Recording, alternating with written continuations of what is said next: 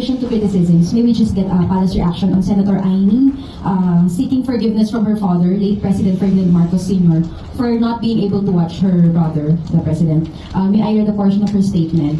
She said, "Hindi ko nabantayan kaya dad, sinubukan ko talaga, pinagpilitan ko.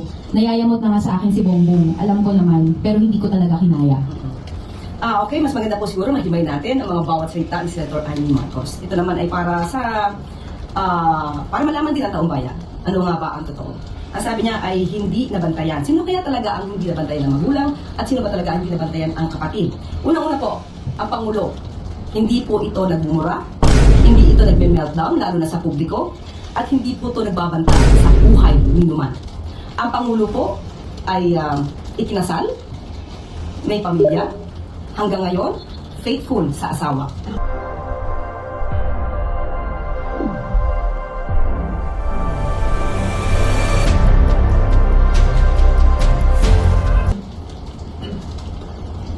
So, sino po kaya ba ang naging pasaway?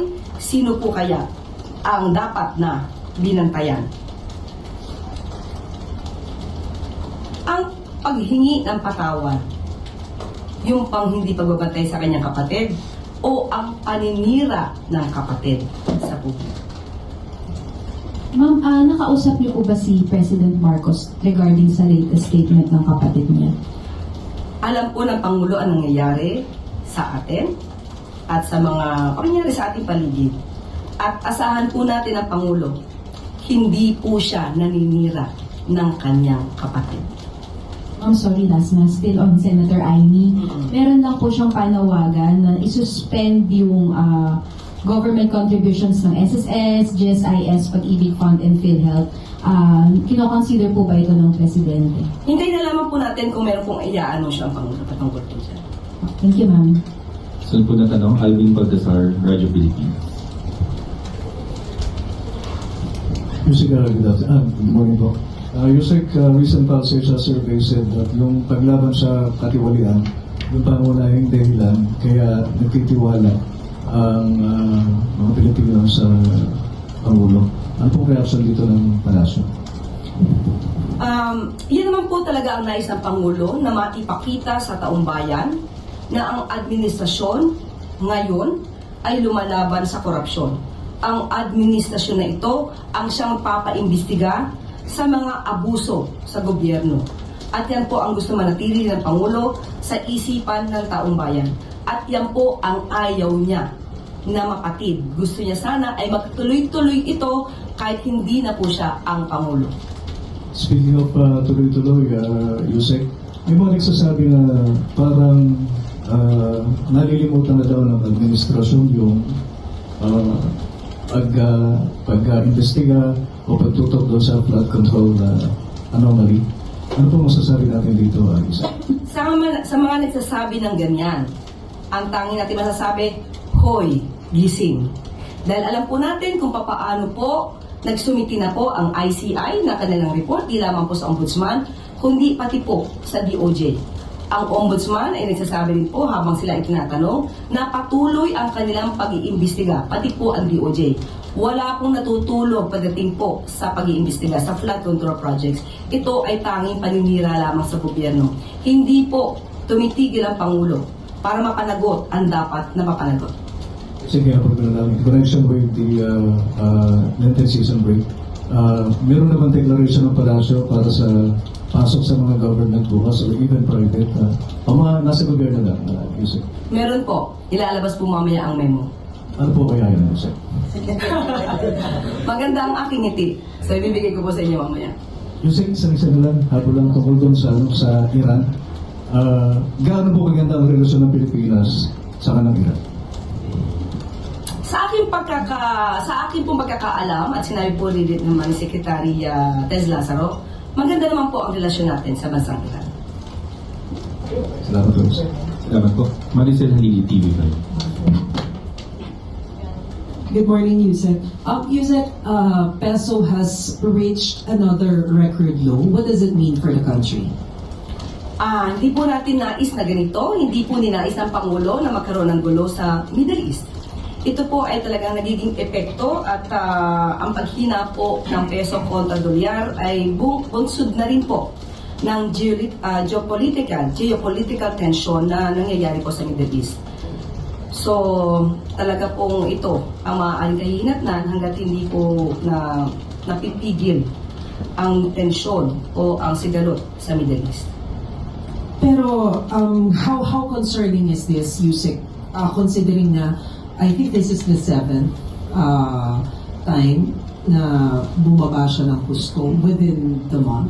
Yes, dahil nga po sa nangyayaring sigalot sa Middle East at alam po natin ang ginagawa ng Pangulo at ng administrasyon nito upang maibsan po ang impact ng epekto nitong sigalot sa Middle East. At gawin po ang lahat para po maayos ang lahat na nangyayari, pati po ang pagtulong sa ating mga kababayan.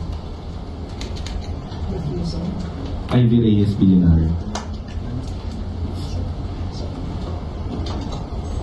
Hi, Yusek. Good morning. DTI said no price increase is expected until April 16, but after that period, is it safe to say na we're expecting price increase for basic commodities by then? Nakausap po natin kahapon si Secretary Chris Roque, nag-report po siya sa Pangulo sa Uplift at sinabi po niya at na meron nga po tayong listahan dito ng mga produkto. Ibibigay ko po sa inyo, hindi ko po alam kung kayo may kopya na, pero ibibigay ko po sa inyo ang kopya na ito kung saan po nangako po ang mga manufacturers na hindi nga po magkakaroon ng price increase hanggang April 16, 2026. Pero nangako rin po si Secretary Chris Roque na weekly ay magmamonitor po sila at sa aking pagkakaalam, balak po niyang makipag-meeting muli ngayon sa mga manufacturers para po hindi tumaas ang presyo. Pero sabi nga natin, may mga pagkakataon po talaga na hindi natin kakayanin pigilan dahil sa nangyayari sigalot sa Middle East. Pero lahat po ng pwedeng gawin ng ahensya ng gobyerno ay gagawin po para po hindi maging mahirap na pasanin ito sa ating mga kababayan. Assuming magtaas po talaga ng presyo after April 16, bukod po sa pakikipag-meeting ng DTI, ano po yung contingency measures ng gobyerno? Okay, sa ngayon po, ayaw na po natin sabihin na magtataas sila. So, doon muna po tayo sa walang price increase at after a week, saka po natin tanungin ang DTI para po sa mas detalyadong programa para dito. Van Mary na GMA7. You said good morning. The Independent Commission for Infrastructure is set to cease operations today, March 31. I refer to Section 10 or the sunset clause of EO 94 that created the ICI, and I quote, "The ICI shall be rendered functus officio upon the accomplishment of the purposes for which it was created, or unless sooner dissolved by the President." Ang tanong ko po, ma'am, ano ba ang naging basihan ng pag-dissolve sa ICI? Is it because the President thinks the ICI has fully accomplished its mission, or has the President officially dissolved the ICI? Okay. Sabi nga natin at nabingit mo ang Section 10, ang sunset clause, kung saan binanggit ang functus officio in Latin. Ibig sabihin, sila naman po ay nag-report at mismong si Justice Reyes ang nagsabi na na-accomplish na nila ang kanilang trabaho. At yun po ang magiging basihan. At kung sila man ay matatapos ngayon, yan po ang magiging basihan dahil yan po ang sinasaad sa Executive Order 94. Yusek, may update na ba sa naging pag-aaral ng Malacanang sa report ng ICI? I remember in a previous briefing you told us that it's taking a bit, it's taking some time dahil mahaba-haba po yung report. Nabasa na ba ito ng Pangulo at anong naging takeaways niya, and is there any new directive to the Ombudsman or maybe the DOJ? Hinayaan niya po ang ICI na mag-decide kung ito po ay tatapusin ang kanilang trabaho base sa kanilang accomplishments. At nung nagsumiti na po ang ICI ng kanilang report sa DOJ at sa Ombudsman at siya mismo ang nagsabing tapos na po ang kanilang mandato. So, doon lang po nag-rely ang Pangulo. Pamela, sorry. Ang sabi nyo kanina sa mga nag-iisip na, or siguro yung mga bitin sa naging pag-iimbestiga ng ICI, sabi nyo, gumising sila dahil maraming ginagawa ang gobyerno. But hindi rin po siguro natin maiaalis na marami ang underwhelmed if not disappointed, because the creation of the ICI raised expectations of the administration's resolve to hold corrupt officials accountable. Pero may mga tanong pa rin po hanggang ngayon eh, yun na yun. Dahil wala po akong nakukulong na malalaking isda. Okay, ganito po ang trabaho ng ICI, Fact-Finding Committee. Marami na po silang naisumite sa DOJ, marami na po silang nasumite sa Ombudsman. So, ang ibig pong sabihin yan, hindi po natulog, nagpahinga, hindi nag-relax ang ICI. Ngayon po, lahat po ng kanilang nairekomenda, nakasuhan o for further investigation, nasa kamay na po yan ng DOJ at ng Ombudsman. Sa totoo lamang po, mukhang overwhelmed po ang Ombudsman at ang DOJ sa dami po ng mga kasong pinaparekomendang sampahan dito patungkol sa flood control project. So, hindi po masasabing yun lang ang naging trabaho ng ICI. Ang masasabi po natin, iyon ang naging trabaho ng ICI. Paninindigan po natin, ma'am, that the investigation and the prosecution will spare no one, Of course, yan ang no gusto. matter how high up. Definitely. Kahit sino pa yan, kung meron kinalaman, may ebidensya, hindi puro pa media. Sabi nga natin, stop the drama. We have to start working. Marami po kasi nagdadrama sa media. Ang kailangan natin dito, ebidensya. Ebidensya na siyang magtuturo at siyang magiging basehan para ma-prosecute ang mga taong involved. Thank you. Salamat po. Yun na po ngayon katanungan yung secret na po sa iyo. Maraming salamat. Upang mapangalagaan ang sektor ng paggawa, nakahanda ang Department of Labor and Employment sa pangunguna ng Secretary Bienvenido Laguesma ng 1.2 billion pesos bilang tugon sa deklarasyon ng National Energy Emergency. Bahagi rin ito ng uplift ni Pangulong Ferdinand R. Marcos Jr. alinsunod sa Executive Order 110. Gagamitin ang budget sa dalawang flagship social protection project ng DOLE. Ang tulong pangkabuhayan sa ating disadvantaged, displaced workers o TUPAD at ang DOLE Integrated Livelihood Program o DILP. Layunin ng mga programang ito na suportahan ang vulnerable workers. Bilang tugon sa uplift, kasalukuyan nakikipag-ugnayan na ang DOLE sa DOTR, DSWD, DILG at iba't ibang lokal na pamahalaan para sa implementasyon ng targeted emergency employment at livelihood interventions. Nakikipag-ugnayan na rin ang ahensya sa DMW at OWA tungkol sa pagkakakilanlan ng mga OFW na nakauwi mula sa kaguluhan sa Middle East. Ito'y para mabigyan sila ng trabaho dito sa Pilipinas sa tulong ng TESDA. Hindi ngayon ang panahon para mangamba o magpanik. Patuloy na nakabantay ang pamahalaan sa epekto ng gulo sa Middle East para sa ikapapanatag ng sambayanan.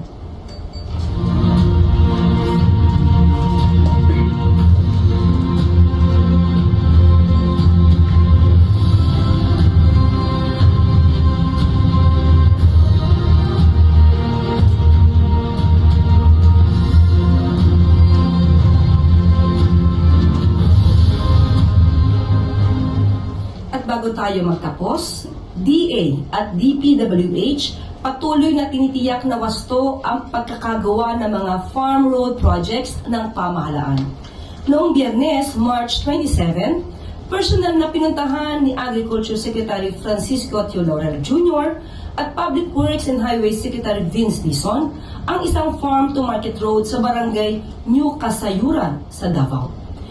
Tumutulong ang nasabing concrete road na magbigay ng access sa 50 ektarya ng lupang pangsaka na pinagtataniman ng palay, niyog, saging at mga gulay. Inaasahan namang makakatulong ang kalsada sa pagbubukas pa ng daan para ma-access ang 40 ektarya ng lupa para mapalakas ang ating agricultural production. Ang nasabing inspeksyon ay alinsunod sa mas mahigpit na audit at pagbabantay ng pamahalaan sa mga infrastructure projects. Patuloy na tinitiyak ng DA at DPWH na nakaalalay ang mga infrastructure projects sa mga agricultural priorities at supply chain needs ng bansa. Kapag mas maayos ang farm access, mas mababa ang transport cost para sa ating mga magsasaka. Mas mataas din ang kita dahil mababawasan ang kanilang post-market or post-harvest losses. Ayon pa kay Secretary Tio Laurel, layunin ng audit na tiyakin na lahat ng farm road projects ay makapagdadala ng konkretong benepisyo sa ating mga magsasaka.